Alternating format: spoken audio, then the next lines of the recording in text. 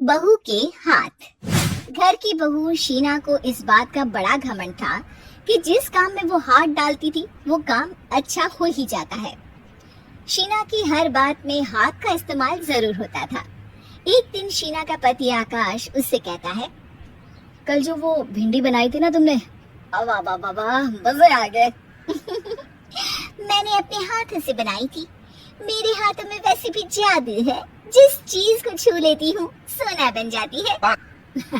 अब ये थोड़ा ज्यादा हो रहा है। मतलब अगर हर चीज को छू के सोना ही बना देती हो तुम, तो हमारे नाम के पीछे भी अंबानी लगा देते हम। चुप रहो, मुंह पे हाथ रख लो, कुछ भी बोलते रहते हो। शीना की सास बगिया से पूजा के लिए फूल चुन रही थी। सुंदर, अति सुंदर, कितने प्यारे गुलाब के फूल हैं। भगवान जी खुश हो जाएंगे।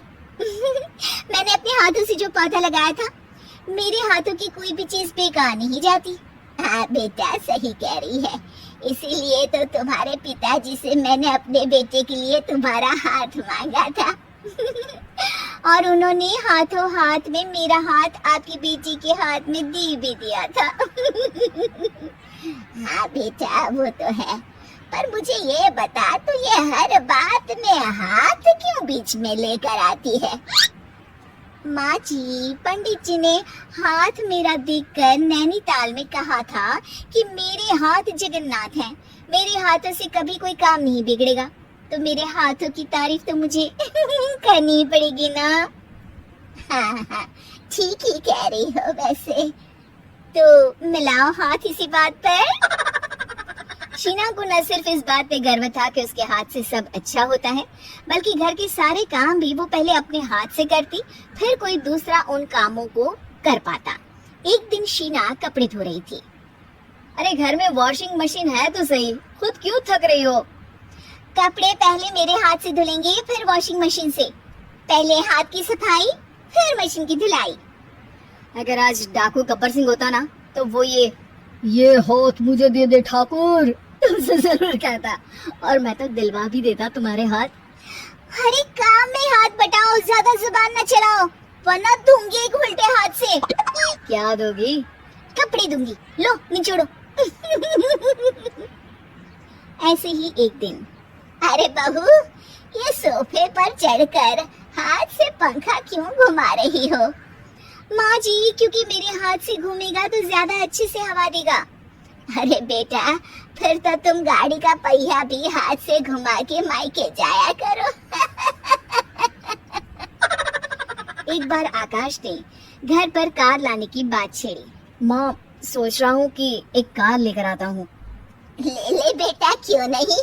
अरे पैसे हो तो हवाई जहाज भी ले लेना। हाँ, पैसा तो हाथ का मेल है, ले लेते हैं। इस हाथ पैसे देंगे, उस हाथ कार ले लेंगे। मुझे तो लगता है कि बहू कार भी अपने हाथों से धक्का लगाकर घर लाएगी। वो तो नहीं करूंगी, लेकिन सबसे पहले स्टीयरिंग पर हाथ मैं ही लगाऊंगी, ताकि गाड़ी का आना शुभ हो। अरे घर ले आने तो दो, फिर हाथ लगा लेना। लेकिन शीना नहीं मानती। अगले दिन ही सब कार लेने जाते हैं। शीना सेल्समैन से कहती है, भैया ये कार बहुत पसंद है, पैक कर दो। अरे ओ भगवान, 2 मीटर कपड़ा नहीं है जो पैक करवा ले, जरा चला कर तो देखने दो। यस सर, बिल्कुल, टेस्ट ड्राइव कीजिए ना। अरे नहीं नहीं, सबसे पहले मैं हाथ लगाऊंगी गाड़ी को, मेरे हाथ अच्छे हैं। अरे यार, हाथ तो मैं भी धोता ही हूँ, और आजकल तो सैनिटाइजर से भी धोता हूँ। मेरे काम में हाथ ना अड़ाओ। अरे टांग ना अड़ा होता है भाग्यवान, हाथ नहीं। शीना ड्राइविंग सीट पर बैठ जाती है और आकाश उसे गाड़ी की फंक्शन समझाता है। देखो शीना, ध्यान रखना, ये है स्टीयरिंग, इससे राइट लेफ्ट जाएंगे, ये है एक्सेलरेटर, इससे स्पीड कंट्रोल कर सकते हैं, और उसी के पास में है ब्रेक, जो तुम्हारी जुबान में शायद मिसिंग है। ठीक है, ज्यादा भी सिखाने की जरूरत नहीं है। मेरी माँ तो कहती है कि मैं अगर अपनी शुभ हाथ लगा दूं तो जग घूम जाए, तो ये स्टीयरिंग क्या चीज है? शीना गाड़ी स्टार्ट कर देती है और स्टीयरिंग को घुमाते हुए एक्सेलरेटर पर धीरे से पैर रखती है और शोरूम के बाहर के एरिया में ही गाड़ी घूमने लगती है। जहाँ दूसरी गाड़ियां भी रखी हैं। देखा मेरे हाथों का कमाल। अब ब्रेक दबा दो, आगे गाड़ी है। शीना आगे गाड़ी देखकर घबरा जाती है और पाँव गलती से एक्सीलरेटर पर पड़ जाता है। कार आगे खड़ी एक बड़ी गाड़ी में घुस जाती है। दोनों कार से उतरते हैं। सेल्समैन भागते हुए आता है। अरे 7 लाख की गाड़ी खरीदने आए थे और 15 लाख की गाड़ी ठोक दी। Oh my God. आकाश की माँ, आकाश और शीना घबरा जाते हैं। इतना सारा पैसा कहाँ से आएगा? तभी वहाँ मैनेजर भी आ जाता है। पूरा माजरा समझता है। अरे टेंशन मत लीजिए, गाड़ियों का इंश्योरेंस था। आप जो कार लेने आए थे वही खरीद लीजिए। पर मैडम, जब तक आप सीख ना ले तब तक गाड़ी मत चलाइएगा। अभी तो आपने गाड़ी बस ठोकी है, जिसका बीमा भी था, लेकिन सड़क पे चलते हर इंसान का बीमा नहीं होता। अरे मेरे हाथों से छुप भी गया ना तो उसकी जिंदगी बन जाएगी, और अगर चला भी गया तो स्वर्ग ही पाएगा। मैनेजर साहब, मेरे हाथ में कोई दिक्कत नहीं है, वो तो बस पाँव गलत जगह पर चला गया था।